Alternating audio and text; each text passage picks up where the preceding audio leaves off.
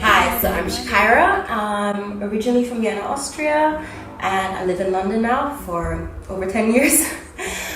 So for me, my experience as a mixed woman was very, very challenging. My grandparents sent me to a private Catholic school in Vienna, Austria, and I really dealt with racism at first hand. Like, I used to get bullied from fellow students, and the teachers used to defend the people that bullied me. And I used to just get teased about my hair, like, oh, your hair looks so different. It's so weird. Why is it like cotton? Why can I touch it? Don't touch my hair. But you're small, so you don't really think about it. You're young, so you're like, but I want to be like them. Why can I not fit in? Like, no one really understood apart from my mom. But my mom is a very, very strong woman, so she was probably one of the few or only black women in Austria at the time.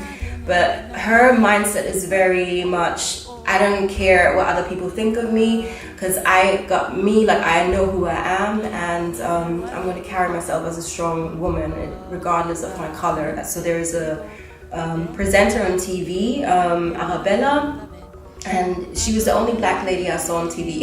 Imagine, there's only one black person, and I think one other guy on Viva, a music channel, and she presented a talk show, and she got a letter bomb sent to her just because of the way she looked. They didn't manage to hurt her, but they hurt her assistant, and her assistant I think lost her finger or something. So all the role models I saw was my mom, the only black lady I knew and I looked up to, and like music stars from the States. Like, I didn't even know Mariah Carey was mixed at the time, but I just like Whitney Houston or Aretha Franklin. Those are the only people I really saw that I could kind of see, oh, they're kind of like me, but around me, no one was like me, and I didn't really know who to look for advice. It was only my mom.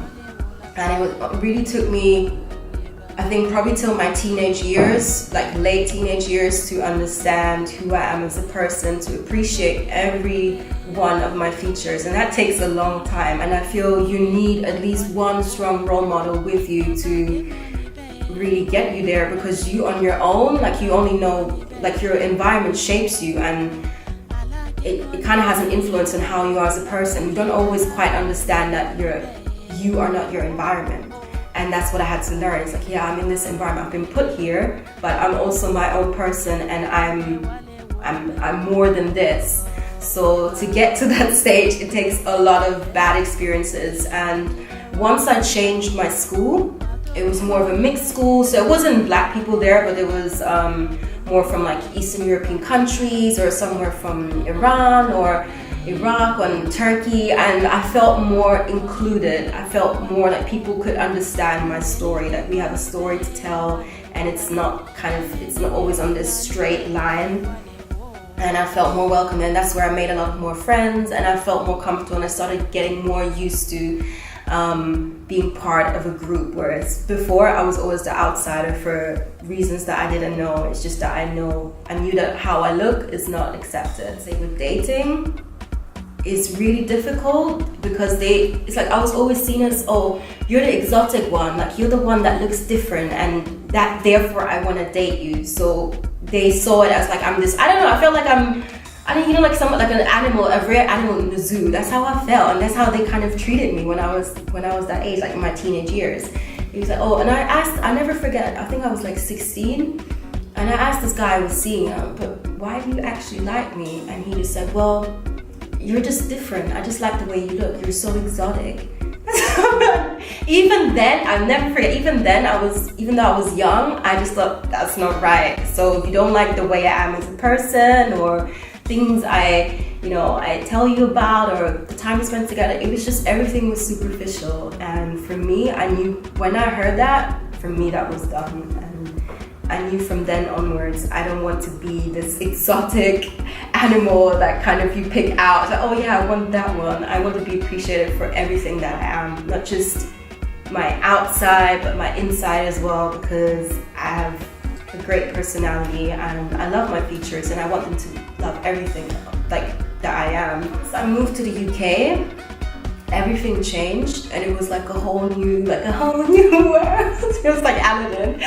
It was weird. Like all the attention I was getting from guys, and it was just like, huh? What do you mean I'm pretty? Like you like the way I look? And everyone I tell these days, they don't believe me. Like, well, you were shy and you didn't believe that guys like you. It's like, no, I was always this weird zoo animal. So now it was like this whole new world open, and they really liked me for me. I didn't have to have straight hair. I could dress the way I wanted. It was just like finally, like, you know, it makes such a difference. Go to where you're not just tolerated, but where you are celebrated. And I wouldn't really trade my experiences for anything, because confidence is not something that you just acquire and you're just confident. It's something that you go through hardship to then understand what it took you to get to that place. So I appreciate it. Happy Black History Month. It's her story.